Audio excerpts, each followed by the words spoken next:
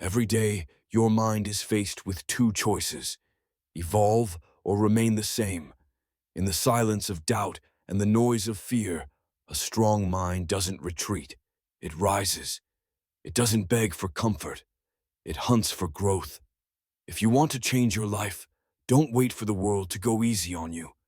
Train your mind to be strong, because a strong mind builds an unstoppable life.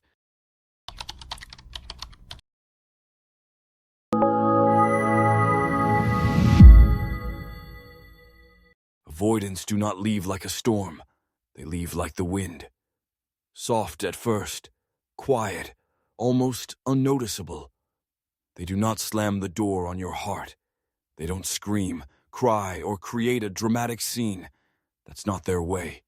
Their exits are slow, calculated, and barely visible until they're gone, and you're left wondering when exactly they left.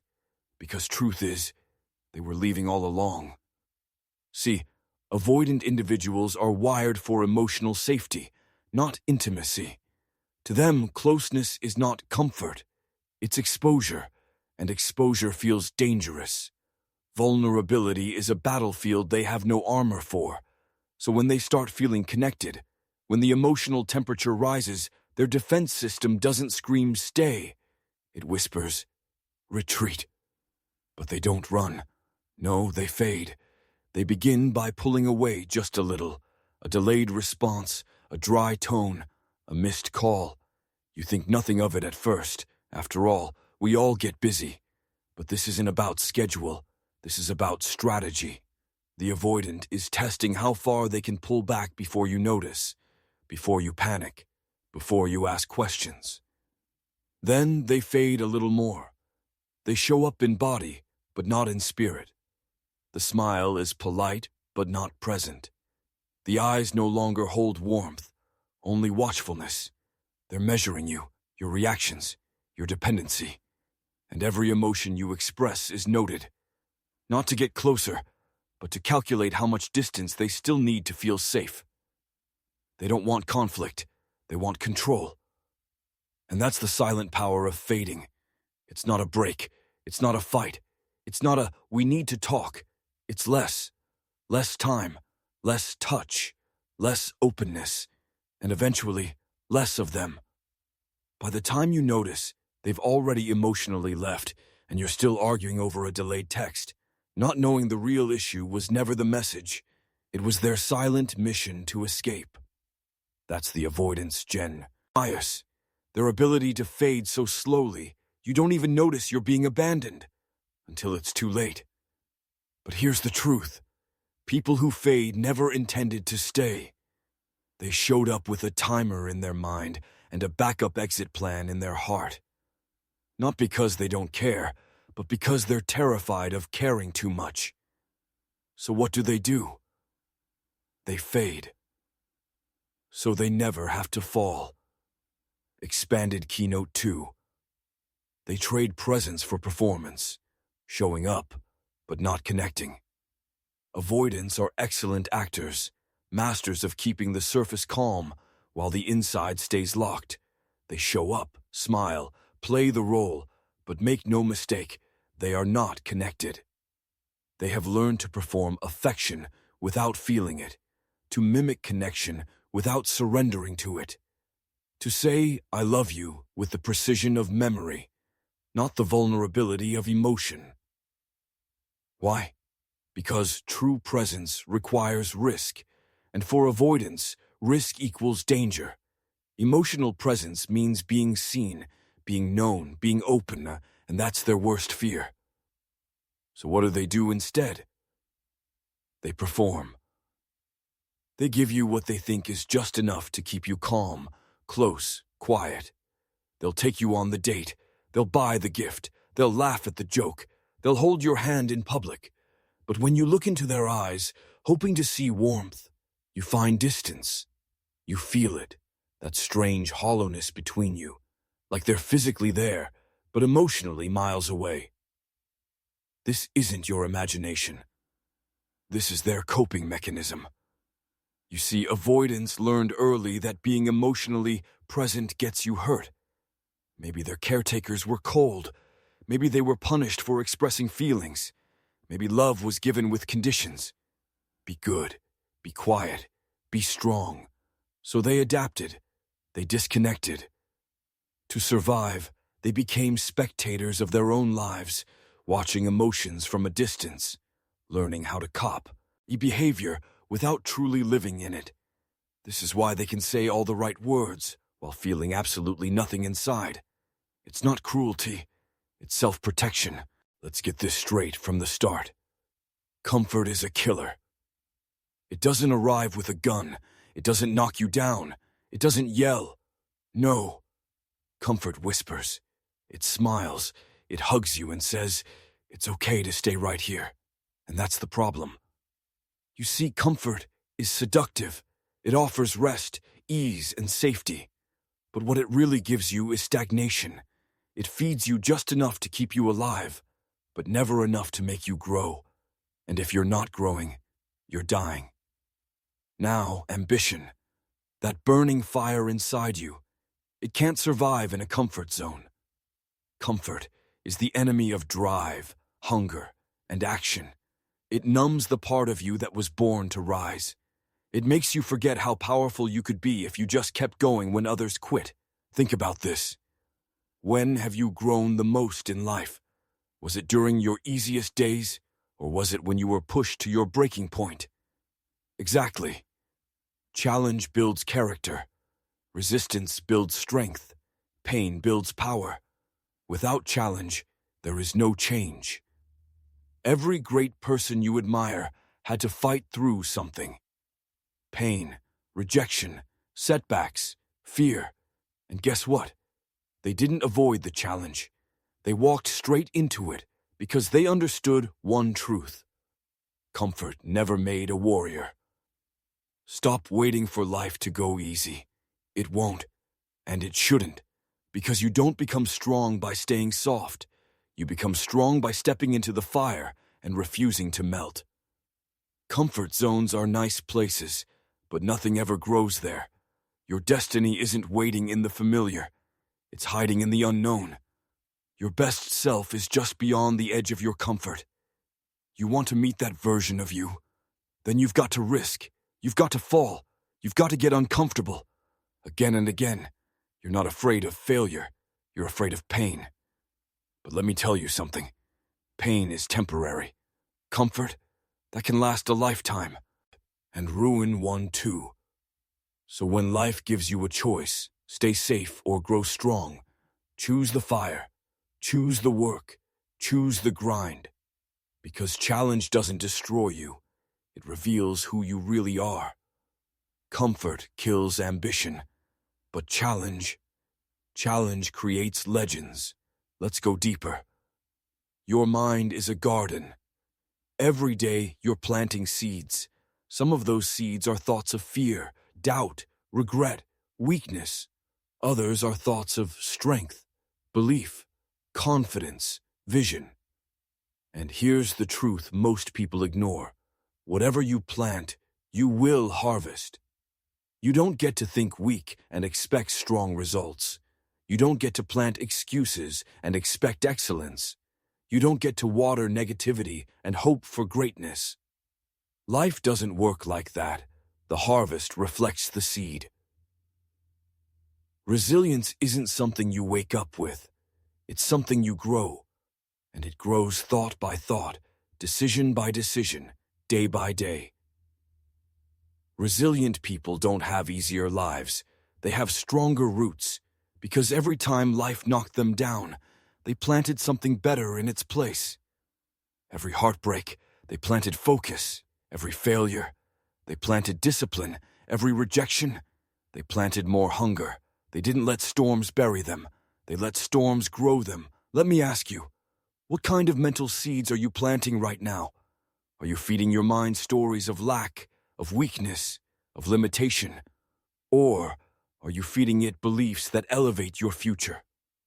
You've got to guard your mind like a fortress, because every thought matters. Every single one, even the small ones, especially the small ones. Because small seeds grow into habits, and habits shape destinies. This is why your self-talk matters.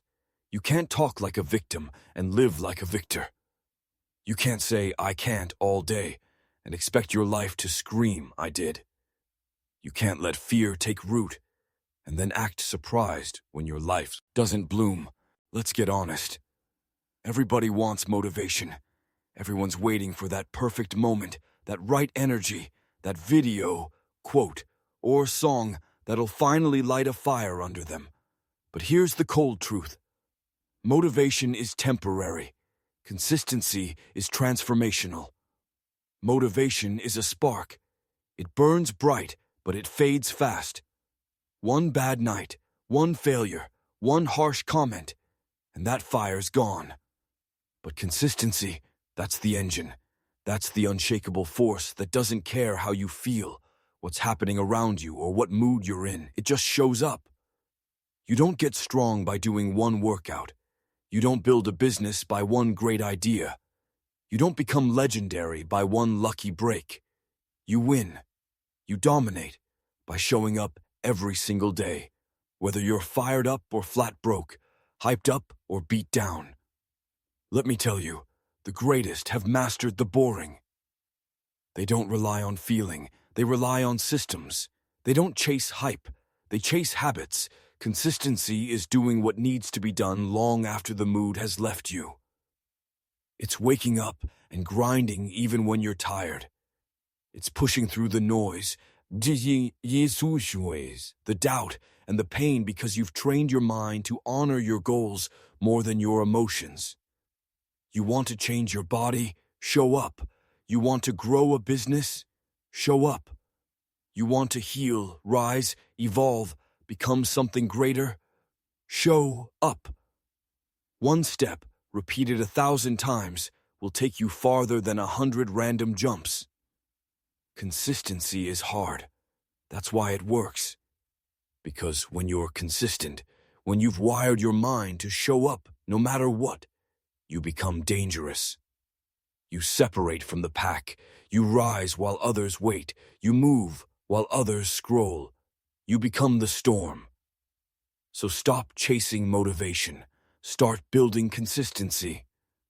Because results don't come to those who feel ready. They come to those who keep going when they're not. You ever catch yourself saying, "I'm just too busy. It's not the right time. I'll start tomorrow. It's harder for me than others." Let me tell you straight, those are lies. Excuses aren't truth. They're survival tactics your mind uses to stay comfortable.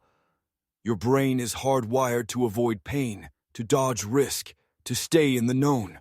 So when pressure hits, when growth demands discomfort, your mind starts whispering lies, all to keep you in the same safe, stagnant place. But here's the truth. Excuses are comfort's defense mechanism. They're smooth, persuasive, and logical. That's what makes them dangerous, because they sound reasonable. They sound like self-care. They sound like wisdom. But in reality, they're anchors. They hold you back. They stall your greatness. They convince you to shrink when you were born to stretch. Every time you say, "I don't have time," what you're really saying is, "I don't have priority." Every time you say, "It's too late," what you're really saying is, "I'm afraid to start." Every time you say, "It's not my fault," what you're really doing is surrendering your power. Excuses are permission to stay small. And if you feed them, you'll stay stuck, trapped in cycles of almost, maybe, and one day. But if you kill your excuses, if you call them out and rip them from your vocabulary, you create space for real power. Excuses don't build champions. Ownership does. The ones who rise, who make noise in the world, they don't let excuses breathe. They wake up and say, "I'm not waiting to feel ready. I'm not waiting for perfect. I'm moving now." Because here's what they know. Every excuse costs you progress. Every excuse delays your destiny.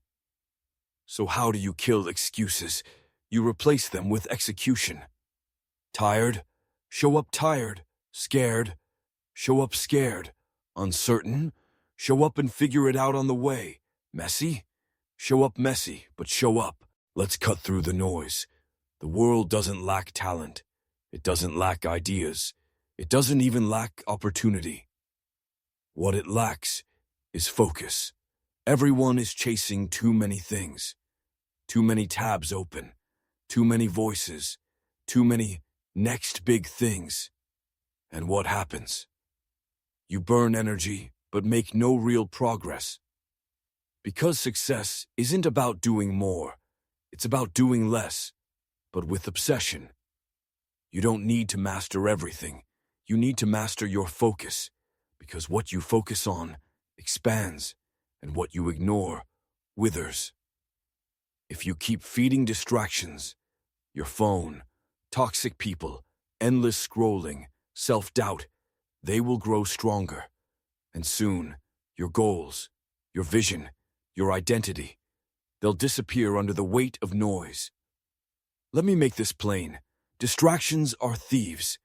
They steal your minutes, then your hours, then your momentum, and finally, they rob you of your purpose. But when you flip the switch, when you feed your focus with discipline, clarity, and intent, that's when power shows up. You don't get sharp by looking everywhere. You get sharp by narrowing your aim. Want to build a business?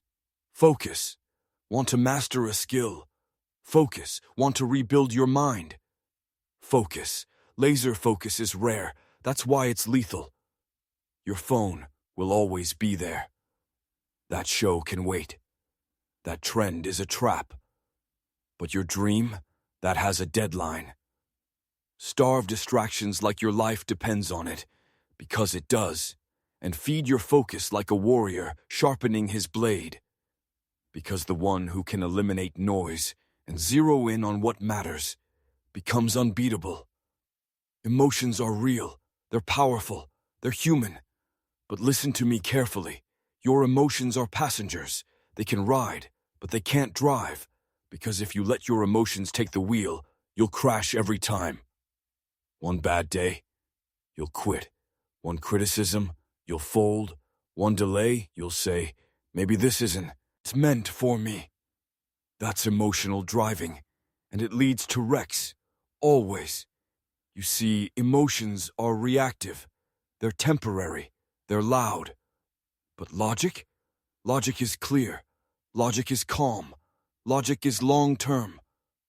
And when you're building something great, whether it's a business, a mindset, a legacy, you don't need chaos at the wheel.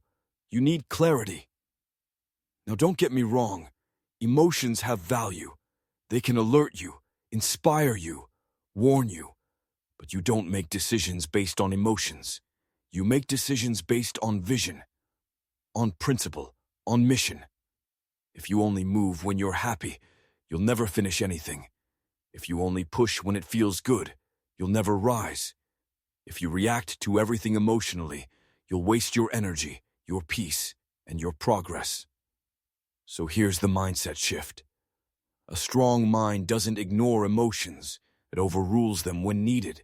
When the fear shows up, you tell it, sit down, we're still moving. When the doubt screams, you say, noted, but we're still executing. When the laziness kicks in, you say, you don't get a vote today. You've got to train your brain like a commander, strategic, decisive, calm under fire. Think about the greatest soldiers, CEOs, athletes. They don't make moves based on emotion. They move with intention, driven by discipline, not dopamine. That's the level you want. Because when you learn to feel emotions without obeying them, you become something rare. You become someone who can walk through fire, get punched in the face by life, and still stay on track. You don't spiral. You calculate. You don't panic. You pivot. You don't react. You respond. So let your emotions speak, but never let them drive.